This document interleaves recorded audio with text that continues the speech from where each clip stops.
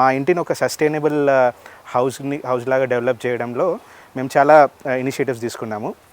అందులో ఒకటి terrace garden, తర్వాత ఇంకొకటి ఈ కంపోస్ట్ బిన్ తయారు చేయడం. సో కంపోస్ట్ బిన్ ఏంటంటే మన ఇంటి నుంచి ఎటువంటి వ్యర్థాలు, ఎటువంటి వేస్ట్ మనం ల్యాండ్ ఫిల్స్కి పంపకుండా దాన్నే మనం డీకంపోజ్ చేసుకొని అదే కాంపోస్ట్ని మనము మన మిద్దె తోటకి ఫర్టిలైజర్ లాగా వాడుకోవడం. సో అదే క్రమంలో మేము తయారు చేసుకున్న కాంపోస్ట్ బిన్నే ఇప్పుడు మీరు చూస్తున్నది. ఇది కాంపోస్ట్ బిన్. ఇది ఒక వాటర్ డ్రమ్తో తయారు చేసిన కాంపోస్ట్ బిన్. ఇది డిఐవై పద్ధతిలో, అంటే డూ ఇట్ యువర్ సెల్ఫ్, మేము స్వతహాగా తయారు చేసుకున్న కాంపోస్ట్ బిన్.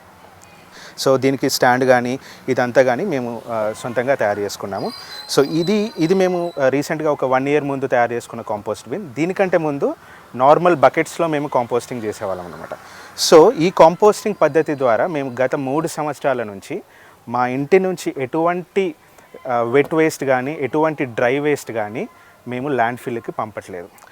అది ఎందుకు ఇంపార్టెంట్ అయిన విషయం అంటే, మన ఇన్ని ఇళ్ళ నుంచి మనము ల్యాండ్ ఫిల్కి ఎంత వేస్ట్ పోతుంది, ఆ వేస్ట్ మేనేజ్మెంట్ వల్ల మన కమ్యూనిటీ, మన సొసైటీ మీద ఎంత బర్డెన్ పడుతుంది, ఎట్లాంటి గ్రీన్ హౌస్ గ్యాసెస్ జనరేట్ అవుతున్నాయి, అవన్నీ మనం అర్థం చేసుకుంటే దాని యొక్క కాంప్రిహెన్సివ్ ఇంపాక్ట్ ఎంత ఉంటుంది ఎన్విరాన్మెంట్ మీద మనకు అర్థమవుతుంది. సో అందులో ఆ ఎఫెక్ట్ని మినిమైజ్ చేయడంలో మన ఫస్ట్ స్టెప్ ఏంటంటే, మన హౌస్లో ఒక కంపోస్టింగ్ బిన్ చేసుకోవడమే దాని ఫస్ట్ స్టెప్ అనమాట. సో అదే ఇనిషియేటివ్ తీసుకొని మేము ఈ కాంపోస్టింగ్ బిన్ తయారు చేసాము. కిచెన్లో నుంచి వచ్చే వెట్ వేస్ట్, కూరగాయల తొక్కలు, ఎగ్షెల్స్, ఆనియన్ పీల్స్, టీ పొడి, అవన్నీ వెట్ వేస్ట్ లాగా ఇందులో వేసేస్తాం. దాంతోపాటు టెర్రస్ గార్డెన్లో వచ్చే, లేకపోతే బయట నుంచి వచ్చే డ్రై వేస్ట్ అంటే ఎండాకులు, తర్వాత కార్డ్బోర్డ్స్, అవన్నీ మేము ఇందులో మిక్స్ చేస్తామన్నమాట. సో అట్లా మిక్స్ చేసి ఒక 30 to 40 days తర్వాత ఈ వేస్ట్ అంతా మనకు ఒక మంచి డీకంపోజ్డ్ ఎరువు, బ్లాక్ గోల్డ్ అంటాం అనమాట. సో డీకంపోజ్డ్ ఎరువులాగా మనకు ఒక ఎండ్ ప్రోడక్ట్ లాగా మనకు లభిస్తుంది. దాన్ని మేము తిరిగి టెర్రస్ గార్డెన్లో వేస్తాం.